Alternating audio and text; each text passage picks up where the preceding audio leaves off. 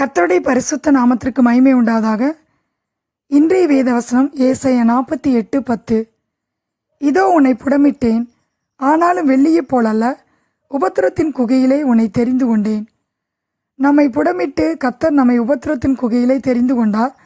சங்கீதம் 105:17, 18, 19 வாசிக்கிறோம். யோசேப்பு சிறையாக விற்கப்பட்டான். அவன் கால்களை விலங்கு போட்டு ஒடுக்கினார்கள். அவன் பிராணன் இரும்பில் அடைப்பட்டிருந்தது. கர்த்தர் சொன்ன வார்த்தை நிறைவேறும் அளவும் அவருடைய வசனம் அவனை புடமிட்டது. யோசேப்பை உபத்திரத்தின் குகையிலே தேவன் தெரிந்து கொண்டார். கர்த்தர் சொன்ன வார்த்தை நிறைவேறும் அளவும் அவருடைய வசனம் யோசேப்பை புடமிட்டது. சங்கீதம் 105:20, 22 வாசிக்கிறோம். ராஜா ஆள் அனுப்பி அவனை கட்டவிழ்க்க சொன்னான். ஜனங்களின் அதிபதி அவனை விடுதலை பண்ணினான். அவனை தன் வீட்டுக்கு ஆண்டவனும் தன் ஆஸ்திக்கெல்லாம் அதிபதியும் ஆக்கினான். யோசேப்பு உபத்திரப்பட்ட இடத்திலே யோசேப்பை தேவன் உயர்த்தினார். ஆம் பிரியமானவர்களே, நம்முடைய வாழ்க்கையிலும் நாம் புடமிடப்பட்டு உபத்திரத்தின் வழியாக கடந்து செல்லலாம். கர்த்தர் சொன்ன வார்த்தை நமக்கு நிறைவேறும் அளவும் அவருடைய வசனம் நம்மை புடமிட்டு நம்மை உயர்த்துகிறதாய் இருக்கிறது. நாம் உபத்திரத்தின் குகையிலே தேவனால் தெரிந்து கொள்ளப்பட்டோம். தேவன் நம்மை வெள்ளியைப் போலல்ல, பொன்னை போல புடமிட்டு நம்மை உயர்த்துகிறவராய் இருக்கிறார். யோபு 23:10 வாசிக்கிறோம். அவர் என்னை சோதித்த பின் பொன்னாக விளங்குவேன் என்று. ஆம் பிரியமானவர்களே, நமக்கு வருகிற உபத்திரங்கள்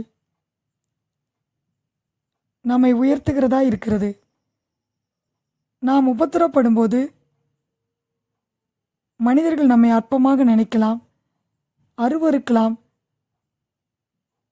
நம்மை தள்ளி வைக்கலாம். நாம் உபத்திரப்படும்போது ஆண்டவர் நம்மை அருவருப்பதில்லை, அற்பமாக எண்ணுவதில்லை, அவருடைய முகத்தை நமக்கு மறைப்பதும் இல்லை. நாம் உபத்திரத்திலே அவரை நோக்கி கூப்பிடும்போது அவர் நம்மை விடுவிக்கிறவராய் இருக்கிறார். அப்போஸ்தலர் 7:9, 10 வாசிக்கிறோம். அந்த கோத்திர பிதாக்கள் பொறாமை கொண்டு யோசேப்பை எகிப்துக்கு கொண்டு போகும்படியாக விற்று போட்டார்கள். தேவனோ அவனுடனே கூட இருந்து எல்லா உபத்திரங்களினின்றும் அவனை விடுவித்து எகிப்து தேசத்திற்கு ராஜாவாக உயர்த்தினார். ஆம் பிரியமானவர்களே, நம்முடைய வாழ்க்கையிலும் யோசேப்பை போல உபத்திரத்திலே நாம் பொறுமையாக இருக்கும்போது அவர் நம்மை உயர்த்துகிறவராய் இருக்கிறார். ஏசாயா 48:10 வாசிக்கிறோம். இதோ உன்னை புடமிட்டேன், ஆனாலும் வெள்ளியைப் போலல்ல, உபத்திரத்தின் குகையிலே உன்னை தெரிந்து கொண்டேன். கர்த்தர் தாமே இந்த வார்த்தையை ஆசீர்வதிப்பாராக. ஆமேன்.